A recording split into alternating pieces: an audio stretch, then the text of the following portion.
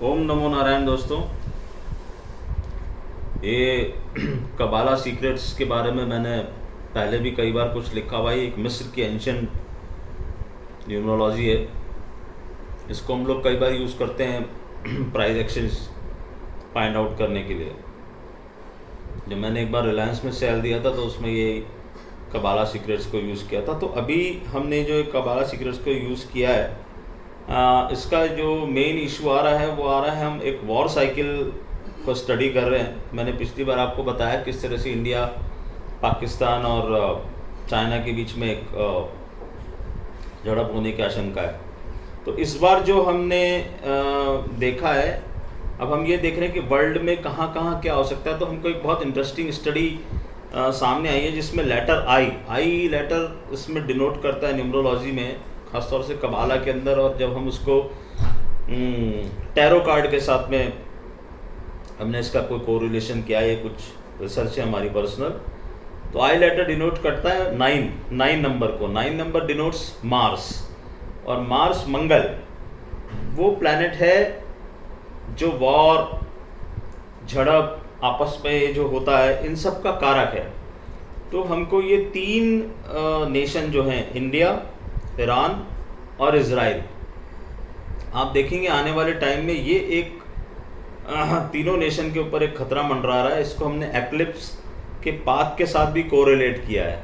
तो India, Israel और Iran ये सेंटर होंगे किसी भी झड़प के शुरू होने के लिए।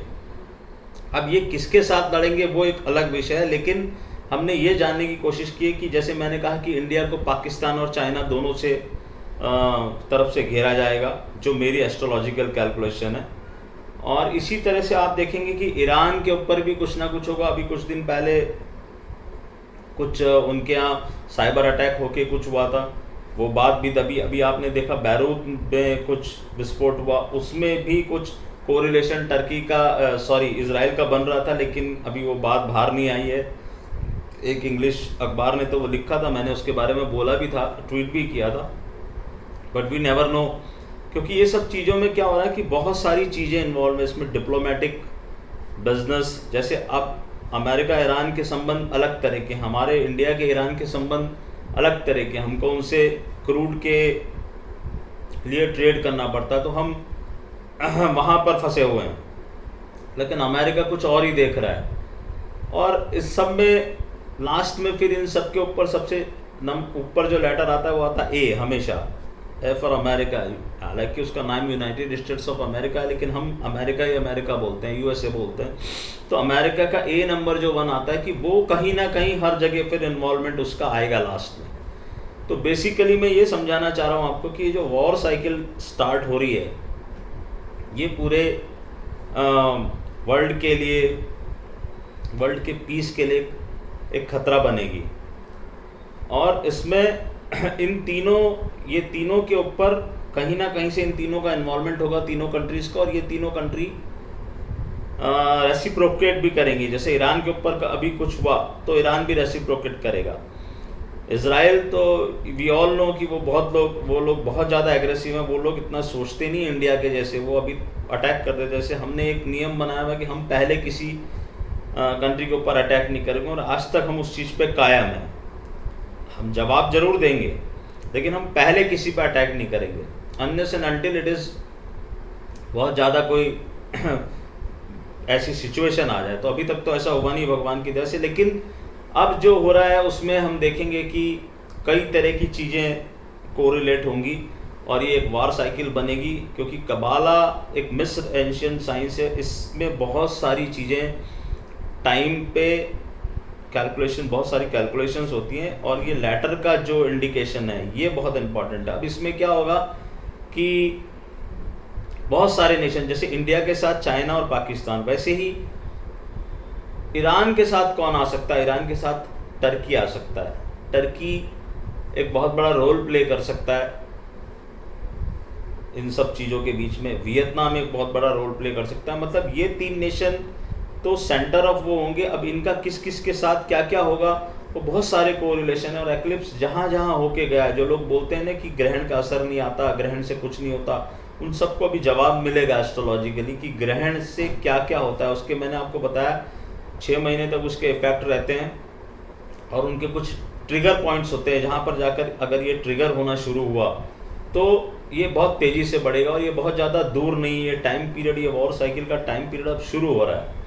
तो आप देखोगे कि हर जगह थोड़ा कुछ ब्रूइंग हो रहा है, जैसे ज्वालामुखी अंदर से जो रहता है थोड़ा फटना शुरू हो रहा है, हर जगह कुछ ना कुछ बेस बन रहा है। मंगल अभी मेष राशि में आने वाले हैं, तो मेष राशि में आके मंगल एकदम बहुत ज़्यादा एनर्जी आ जाएगी मंगल के अंदर, और उनके जो दूसरे ग्रहों के साथ में एंगल्स बन रहे हैं उसमें हम देखेंगे कि बहुत ज़्यादा मंगल को उद्वेलित किया जाएगा और वो एकदम अपने चरम पे आ जाएंगे। जैसे मंगल मेष के अंदर आके एकदम बहुत ज़्यादा बलशाली हो जाते हैं, और मंगल सेनापति है एस्ट्रो के अंदर। हम जब एस्ट्रोलॉजी करते हैं तो मंगल को सेनापति माना गया है, युद्ध का कारक ग्रह माना गया है, जहाँ पर बारूद, विस्फोट, आग। अभी मैंने देखा, आपको मैंने बताया आपको, जैसे एयर मिसहैप हुआ अभी, तो मेरे हिसाब से अभी एयर मिसहैप्स और होने बाकी हैं और लैंडस्लाइड होने बाकी हैं। मंगल भूमि का भी कारक है, बहुत सारी चीज़ें होनी बाकी है। जल प्रलय हर जगह होगी। मैंने कहा आपको एयर और जल दोनों पे ध्यान रखिए। यहाँ पर एक्सीडेंट भी होंगे, मैन मेड भी होंगे, नेचुरल कैलेमिटी भी होगी। और फाइटर मैं जो विज़न कर पा रहा हूँ, मुझे तो फाइटर जेट्स की लड़ाई लग रही है, उसमें कई सारे फाइटर जेट्स का नुकसान होना चाहिए और ब्लड शेड होना चाहिए मंगल के हिसाब से। तो हम भगवान से यही प्रार्थना करेंगे कि ये चीज़ टले, लेकिन ग्रह अपना काम करेंगे और ये साइकिल अब शुरू हो रही है। तो आप देखेंगे कि किस तरह से ये इन तीनों कंट्री को सेंटर में रखते हुए कोई ना कोई घटना होती आपको दिखेगी अब आने वाले दिनों में। और फिर ये जिन के साथ उलझते जाएंगे, जैसे इंडिया चाइना पाकिस्तान के साथ उलझ गया, ईरान अमेरिका के साथ उलझ गया। मैं जस्ट एक पॉसिबिलिटी बता रहा हूँ। इजराइल ने किसी के ऊपर अटैक कर दिया, कोई मुस्लिम कंट्री के ऊपर इसराइल ने अटैक कर दिया, मिडिल ईस्ट में कुछ प्रॉब्लम होने लगी, क्योंकि ये सब एक्लिप्स के पाथ में आई हुई कंट्रीज़ हैं। तो मेरा यही आप लोगों को बताना है कि इस तरह की चीज़ें होने की अब संभावना है। आपने 2020 का पहला पार्ट देख लिया और मैं ऑलरेडी कह चुका हूँ कि अब सितंबर, अक्टूबर, नवंबर के बाद लोग कोरोना को भूल जाएंगे और प्लैनेट्स को आपको दूसरी जगह उलझाना है, इसलिए कोरोना को जाना पड़ेगा। लोग भूल जाएंगे कोरोना को। और वैसे भी अब आप देख रहे हो कि हर्ड इम्यूनिटी और वो सब चीज़ें पैदा होने लगी हैं, और अब ऐसा लग नहीं रहा कोरोना का, क्योंकि इतना ज़्यादा वो हो चुका है, केसेस बढ़ रहे हैं। अभी ये पीक होगा, तो पीक होने के साथ ही कोई चीज़ ख़त्म होती है, तो ये पीक होगा और हम देखेंगे कि क्या होता है। दूसरा इम्पॉर्टेंट, मैं अभी आपको कुछ और सब्जेक्ट्स पे भी, जैसे मैंने सोचा है कि एस्ट्रोलॉजिकली कई लोग जो एस्ट्रोलॉजर्स के पास नहीं जा पाते हैं, अब वो भी मैं सीरीज़ एक शुरू करने वाला हूँ। आपसे वादा किया कि मैं हर हफ्ते आऊँगा, तो कुछ बनाना पड़ेगा उसके लिए। तो वो सीरीज़ में हम कैसे शुरू करेंगे कि हम एक एक ग्रह को पकड़ेंगे और आपको ये बताने की कोशिश करेंगे कि आपको ऐसे कौन से लक्षण दिखाई देंगे कि जैसे मान लो आपका बुध ग्रह खराब है, तो आप कैसे पहचानोगे without going to any astrologer कि मेरा कौन सा ग्रह खराब है, उसकी वजह से मुझे क्या परेशानी हो सकती है। वो लक्षण मैं बताऊंगा। अगर वो लक्षण आपकी उससे मिल रहे हैं, आपके पास जन्मपत्री है नहीं है, आपने किसी को दिखाई है कि नहीं। देखिए, जन्मपत्री दिखाना तो हमेशा ही अच्छा होता है कि उसमें पूरी डिटेल स्टडी आती है। अगर नहीं है तो फिर एक एक ग्रह को हम पकड़ेंगे। ऐसे 9 ग्रहों के बारे में मैं एक सीरीज़ शुरू करूँगा कि बुध ग्रह खराब है तो उसके लक्षण क्या हैं, रेमेडीज़ क्या है, तो उससे भी काफ़ी कुछ फ़र्क पड़ेगा। तीसरी एक इम्पॉर्टेंट चीज़ जो कई लोग मेरे से बात कर रहे थे, मैं हालांकि उस मैटर पे बहुत ज़्यादा कुछ बोलना नहीं चाहता हूँ। पहली बात तो ये है कि हमारे पास ऑथेंटिक हॉरोस्कोप नहीं है। सुशांत सिंह राजपूत के केस के बारे में कई लोगों ने मुझे कहा है कि सर आप कुछ तो बोलिए। तो मैं इतना बता सकता हूँ कि जो मैंने हॉरोस्कोप उनकी देखी है, जो नेट पे मौजूद है या कुछ एस्ट्रोलॉजर्स ने डाली है, उसमें एक इम्पॉर्टेंट चीज़ है कि उनकी चंद्रमा में राहु की दशा थी, जो कि मुझे किसी कॉन्स्पिरेसी की तरफ इशारा करती है।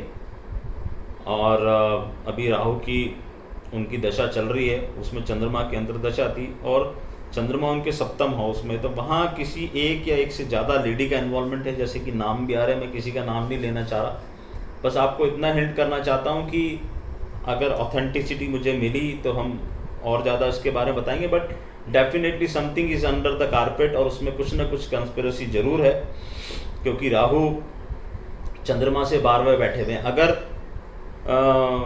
इसमें कई बार ऐसा होता है कि डेथ पहले ही हो चुकी है और उसको दिखाया कुछ और गया हो, या अगर मान लो डेथ जिस तरीके से दिखाई जा रही है उस तरीके से भी हुआ, तो कोई ना कोई चीज़ ऐसी है जिसको अंडर द कारपेट पुश किया गया है और इस तरीके से पुश किया गया है कि उनको अनुचित साहस देती है वो चंद्रमा से 12वें जब राहु आते हैं। तो कॉन्स्पिरेसी थ्योरी हम मान रहे हैं, और दूसरा ये देख रहे हैं कि राहु ने ऐसा क्या सिचुएशन क्रिएट की और वो सिचुएशन क्रिएट करने वाले कौन थे। अभी शनि मकर में है, न्याय के कारक हैं, न्याय मिलना चाहिए। मैं तो इस फेवर में भी था कि मुंबई पुलिस पे मुझे तो पूरा भरोसा है, वी आर इन मुंबई, हम देखते हैं मुंबई पुलिस ने सारे केसेस सॉल्व किए, बट एक पॉलिटिकल इशू बनता जा रहा है तो इस पे कमेंट मैं नहीं करूँगा ज़्यादा, और लेट्स सी क्या होता है। तो आप अगले वीडियो का वेट कीजिएगा, और अगला वीडियो जो हमारा आएगा, हमारे पास जॉय बिडेन की अभी तक रियल हॉरोस्कोप नहीं है, लेकिन हम मिस्टर ट्रम्प के हॉरोस्कोप से हम 2 पार्ट में इसको करेंगे। मैं बताने की कोशिश करूंगा कि अब अमेरिका में किस तरह से अमेरिका यहाँ से अब इलेक्शन तक जाएगा। हालांकि मेरे कुछ अमेरिकन फ्रेंड्स जो मेरे साथ जुड़े हुए उन्होंने कहा है कि सर पब्लिक प्लेटफॉर्म पे आप एक लिमिट में बोलिए और ये सब जो सीक्रेटिव चीज़ें ये आप सारी ग्रुप के साथ शेयर कीजिए। फिर भी मैंने उनको कहा है कि मैं ब्रॉड वे में बताने की कोशिश करूँगा कि कैसे क्या होने वाला है। और एक चीज़ मैं ज़रूर आपको बोलता हूँ कि 2021 की शुरुआत या मिड तक जो भी लोग अमेरिका जाना चाहते हैं पढ़ने के लिए या कुछ भी करने के लिए, वो थोड़ा सा अपने प्रोग्राम को अभी हल्का रखें। उसका रीज़न क्या है मैं आपको नेक्स्ट वीडियो में बताऊंगा। और कल ये वीडियो अपलोड नहीं हो पाया था because of some technical glitch, तो I am sorry for that. अब हम नेक्स्ट टाइम मिलेंगे और बहुत अच्छी कुछ विषयों पे बात करेंगे। इसी के साथ ये वीडियो ख़त्म करता हूँ। ओम नमो नारायण। और आप सब लोग बहुत सावधान रहिए, और इस वॉर साइकिल को हम धीरे धीरे शुरू होते हुए देखेंगे। तो चीज़ों को कोरिलेट करने की कोशिश कीजिए, देखने की कोशिश कीजिए कि कहाँ से क्या हो रहा है। एंड वेरी सून हम लोग मिलेंगे इंडिपेंडेंस डे के दिन, जहाँ पर हम अमेरिकन इलेक्शंस के बारे में, अमेरिका में होने वाली घटनाओं के बारे में बात करेंगे। तो let's hope for the best guys and keep on chanting Om नमो नारायणाय। Thank you very much.